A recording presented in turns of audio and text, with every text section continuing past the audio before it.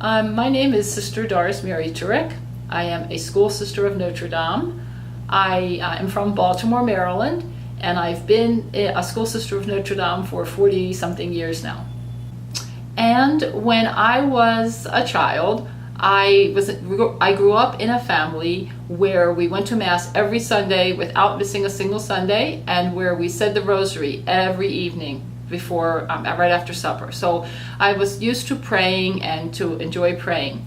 When I went to school, I admired the sisters who taught me, and they were school sisters of Notre Dame also, and I loved watching them teach, and I thought maybe one day I would teach the way they were teaching and become a teacher. But I also thought about becoming a flight attendant on an airline, or translating at the United Nations, or becoming a lawyer, because I saw Perry Mason and thought that would be a good thing to do. But when I got to high school, I again saw our sisters who taught in the high school, and I just felt that God was calling me to teach, but maybe to teach as a sister and to help other people to learn and to know not only about school subjects, but to know about God. So I prayed a lot about that, and again, I thought about the other careers I mentioned that maybe I would be very good at, but I decided to join the School Sisters of Notre Dame, and I, first of all, was a postulant for a year, and that's a time when you learn what the religious congregation is about, learn what religious life is about, learn what you have to do and what God is calling you to do, and what you, and learn about giving yourself to God in a special way. Then after 1 year, we became novices. And when you're a novice, you stay in the mother house. You don't go out for any reason. You spend a lot of time in prayer. You spend a lot of time listening to talks about the Lord, about God, about serving other people, and about what our congregation is about. And our congregation has as its charism, or its chief idea, unity. It's making one, making all people one in the Lord. So that was a foundation that we learned about, and that was what I would be living if I became a sister. We learned about our foundress, who started the congregation in Germany, and who founded it at a time when sisters and priests were removed from the country and they needed teachers. So she gathered a group of young women together, and they became teachers, and they began to teach especially women and children, because our foundress believed that if a woman, a mother, was well prepared in the faith, she would be the one to pass on the faith to her children, and that was an important thing that the world needed. And also the poor, because there were people who couldn't afford schools, and she believed that the teacher should go out and teach the poor. So after my year of the novitiate, when I was very quiet, most of the time, we had a lot of time to be quiet and a lot of time to read the Word of God, to think about the Word of God, to meditate. I was talked to our superiors, and they talked to me, and they decided I was ready to take my first vows. And I took my first vows, and they sent me to study for 1 year, and then they asked me to teach second grade at a school, which I did. And then they sent me to a second school, but there were not many Spanish-speaking people. And when I was studying to be a sister, when I was studying in college, my major was Spanish, so I wanted to work with Spanish-speaking people. So my superiors talked to me, and they said, you can go either to Florida or to Philadelphia. And I thought about that, and I said, in Florida there are a lot of wealthy people who have money to pay for schools, but in Philadelphia, in the city, it was a very poor community. And because our foundress asked us to work for the poor, I decided to go to Philadelphia. And I began by teaching in an elementary school, but I taught kindergarten. I taught preschool to Spanish-speaking children. And what happened was that during the day, I taught the children, but often it was the parents who needed some help and guidance. Some of them did not go to church.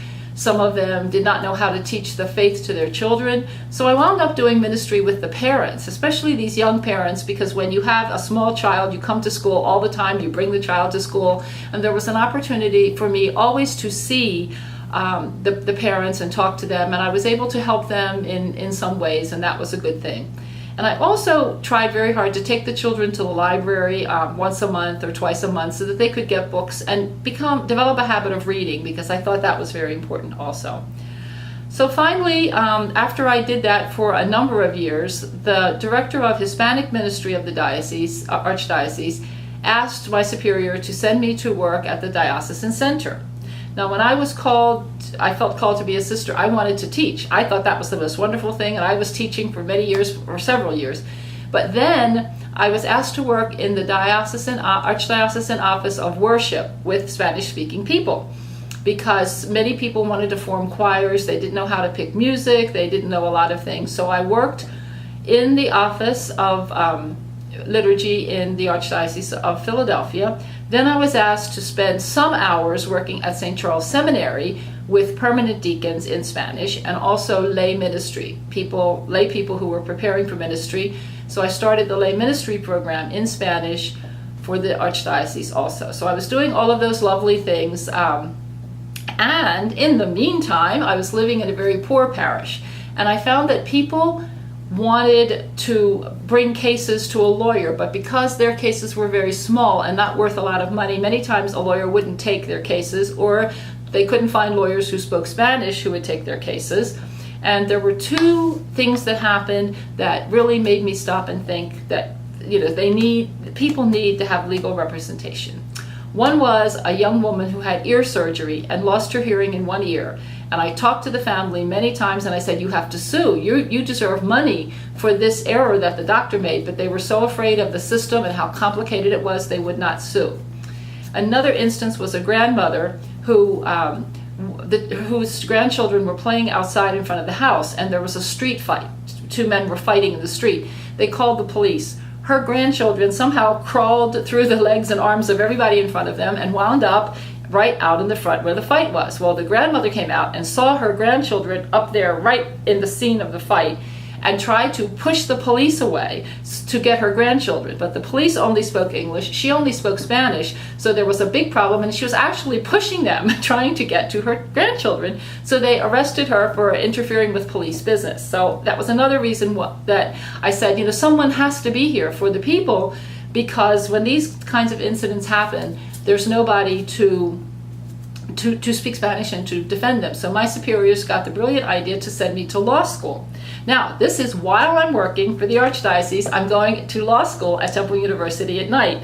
So that really kept me busy for about 4 years. So I would be going in the summers and at night, at night all the time actually, because I was working all day, even in the summer.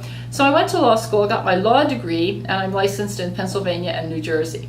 So I was mostly still working for the diocese, but then my community asked me to take a job in the legal field, so I started working in a law office. However, I found out that in addition to doing my legal work, many of the lawyers had questions, had religious issues.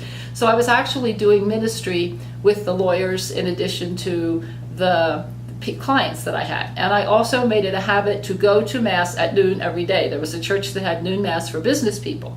And that impressed the lawyers a lot, that someone would actually stop and go to Mass during the day. But that's what I believed in, so that's what I did.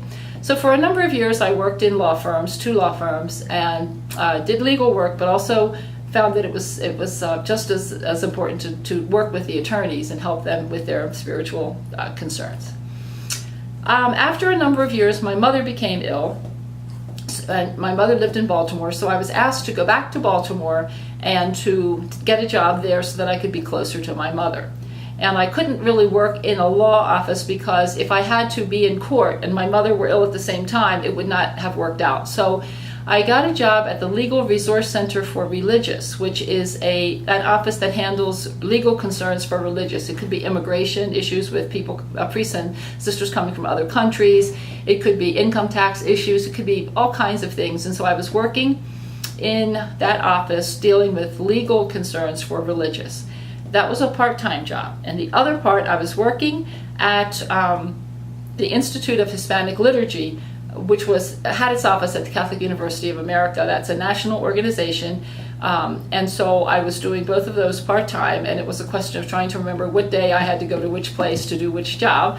But however, I was doing that for a couple of years, and then I was asked to teach at the Catholic University issues in the Department of Religion and Religious Education in issues concerning Hispanics. So it would be Hispanics in the Catholic Church, Hispanic Catholicism, different issues explaining Hispanic religious traditions and the way Hispanics practice their faith. So I did, I spent some time doing that, and also the Washington Theological Union asked me to come and teach Spanish for ministry, pastoral Spanish. So I was doing, again, 2 part-time jobs, kind of related to each other, but again, trying to help people understand Hispanics, or trying to help Hispanics understand the church better. So after I did that for a while, the Bishops' Conference, which was directly across the street from the Catholic University, the United States Conference of Catholic Bishops, asked me to come and spend some hours working in the Office of Divine Worship for Hispanics, because a lot of issues, a lot of translations were coming up and things that needed to be done in Spanish, and they had nobody on staff to help translate. There were translators in Washington, D.C., but many of them had worked for the government and they didn't know the religious terms, and they found it very difficult. So I worked some hours with them in addition to my 2 other jobs. Finally, the Bishops' Conference asked me to work full-time. They asked me if I would leave the other 2 jobs and come there full-time. So I worked in the Office of Divine Worship at the Bishops' Conference for 13 years. And it was very much desk work. I was doing translations. I did go to meetings. I did do some other things. But just last year, the new Bishop of El Paso called me and asked me if I would come to El Paso, Texas, and work in the Office of Divine Worship as the director. Now, I had never worked west of the Mississippi. I had always been on the East Coast, and this was a very unusual change for me. Some of my friends wondered why I would be doing something like that, but I just felt that God is calling me to do that ministry. So as of December of 2013, I've been here in the Diocese of El Paso. Now, I have to say that when I joined my religious congregation, I answered God's call. I answered the way that I thought God wanted me to answer, and I thought, because it was the School Sisters of Notre Dame, I would teach for the rest of my life and retire at age 80 after having taught 100 years. But God had other plans for me. God had plans for me to do all of these other things, so I had no time to become bored. I never got tired of what I was doing. I never got in a rut doing the same thing over and over, because every time I was in the middle of doing some ministry, I was called to do another ministry. I have to say that it's been a very exciting ministry for me. I've loved every ministry I've had. I've loved all of the different people I've met, and I've met many, many people. I've been to different countries. I've done different kinds of work with different people. It's been an adventure. It's been a love adventure that I've had for my whole life, and I love being a sister. I love doing the things that I'm doing, and I just wish that more young women would think very carefully and and think with their heart, and listen very carefully to see if God maybe is calling them to join religious life. Because as you can see, my life has been nothing but adventure and excitement, and I've loved every minute, and I would do it again if I had the choice. Yeah. Even when I was in Washington, D.C., there were many women who thought that God was calling them, who had a spiritual director, and that person told them that they should pursue a religious vocation. But they didn't know which community to go to. They didn't know who to talk to. They didn't know what they were supposed to do. And I think because God isn't standing in front of us visibly, we can't see God standing here, extending his hand and saying, "Come follow me."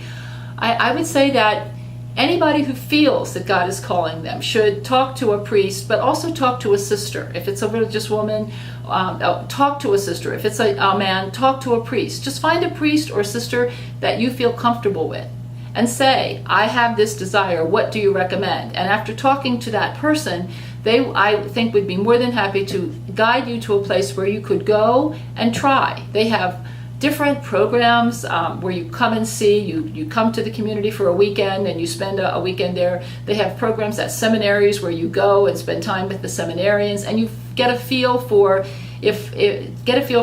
for what goes on there, to see if that's what you want to do. But if God is putting that call inside of you and you don't answer the call, you try to do something else, you may choose another career, but I believe that you will not be as happy as you would be if you followed the call of God. If God is calling you and you feel that God is calling you, I think you at least owe it to yourself and to God to try, to go, to talk to someone.